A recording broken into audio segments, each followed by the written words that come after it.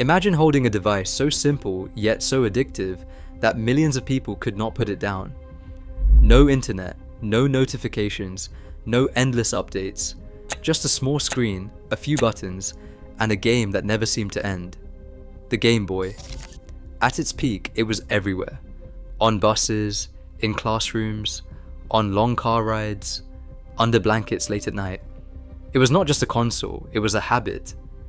So how did something that perfect disappear? To understand that, you have to go back to 1989, because when the Game Boy launched, it was not the most powerful handheld on the market, not even close. Competitors like the Atari Lynx and later the Sega Game Gear had color screens, better graphics, and more advanced hardware. On paper, they should have dominated, but they did not, because Nintendo made a decision that went against everything the industry expected.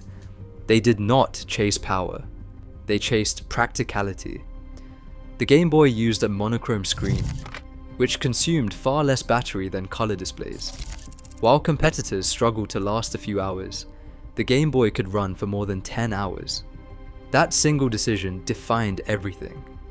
Because a handheld device is only useful if you can actually use it anywhere, and Nintendo understood something others did not. Power does not matter if it is not usable. But hardware alone does not create success.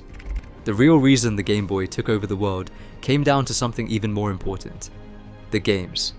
Specifically, one game, Tetris. It was simple, instantly understandable, endless. You did not need instructions. You did not need experience. You just started playing. And once you started, it was hard to stop. This made the Game Boy different from home consoles. It was not about long sessions. It was about moments, waiting in line, sitting on a bus, killing time between classes.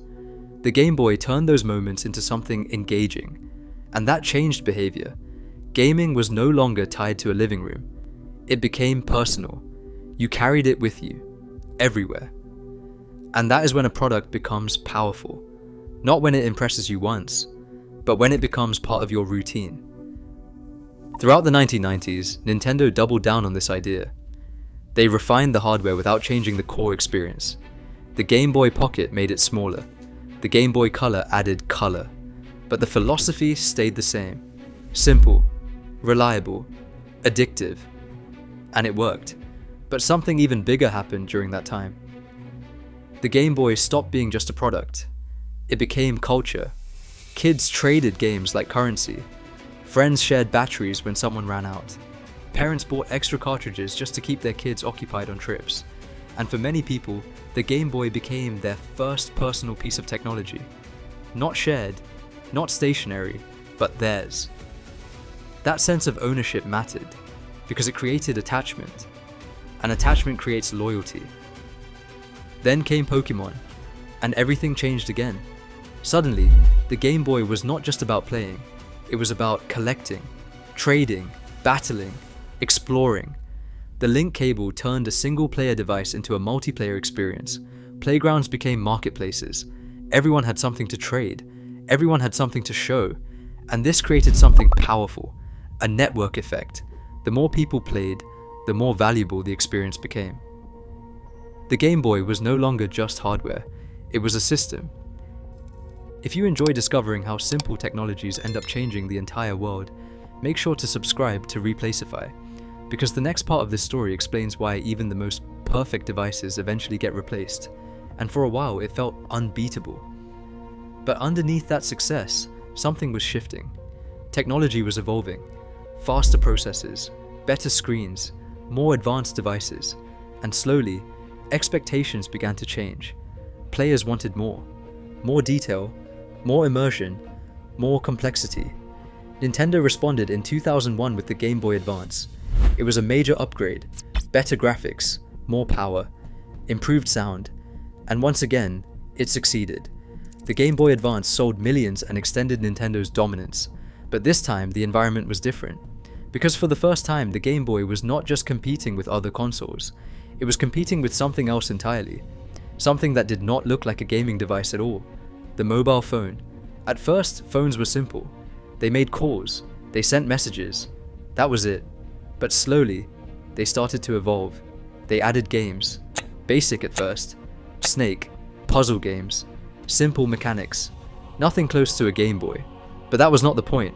The point was convenience. You already had the device. And once convenience enters the equation, everything changes.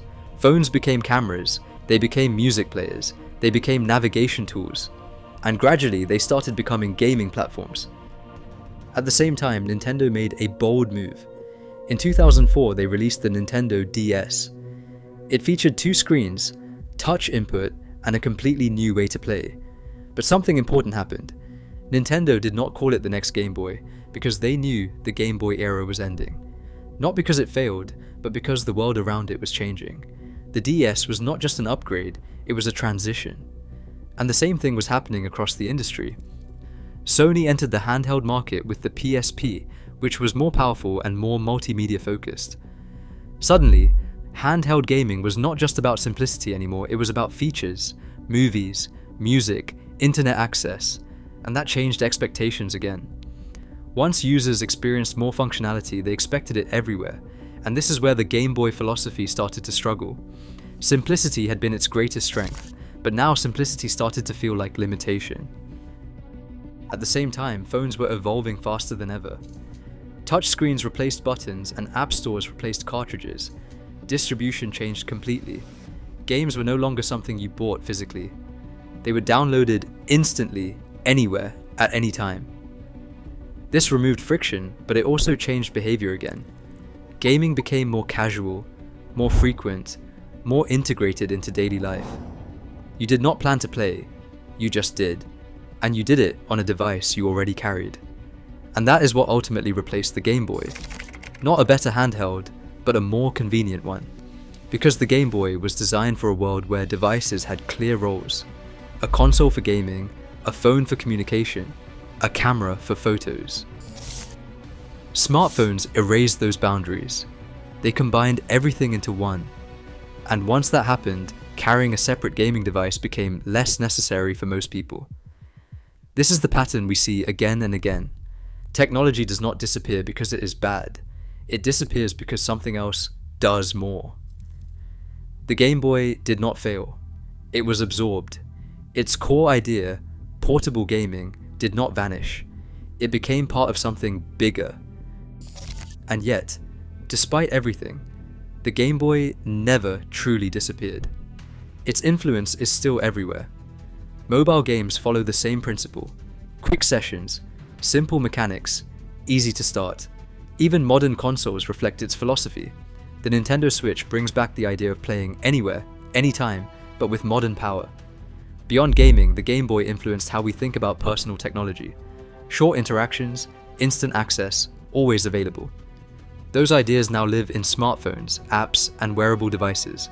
And that is what makes the Game Boy story so powerful. It was not replaced by something completely different. It was replaced by something that evolved from it. The idea stayed. The form changed. And that is how most technologies disappear. Not through failure, but through transformation. At its core, the Game Boy solved a simple problem perfectly. How do you make gaming portable? For its time, it was the perfect answer. But perfection does not last. The world changes, technology improves, and expectations rise.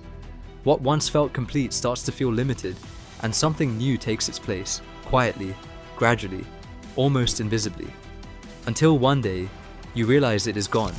Not because it stopped working, but because something else became easier, more convenient, more integrated. And that is exactly what happened to the Game Boy.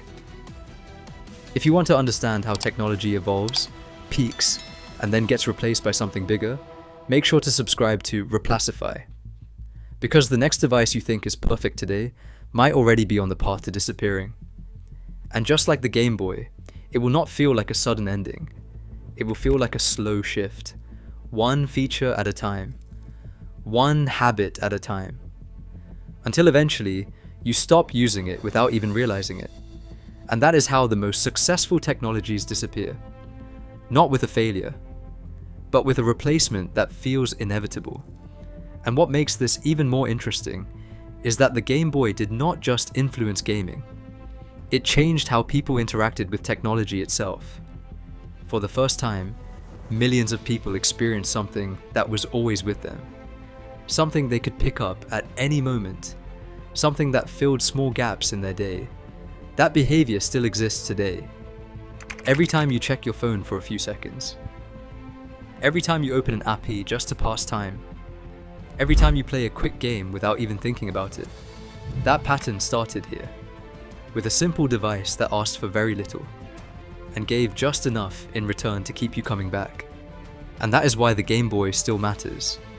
Not because of its hardware, not because of its graphics, but because of the behavior it created. Because once behavior changes, everything else follows. New devices, new platforms, new industries, they all build on the same foundation. And that is exactly what happened here. The Game Boy did not just disappear, it quietly shaped the future. And if you look closely, you will see that the next generation of technology is already doing the same thing, changing behavior first, before it replaces everything else.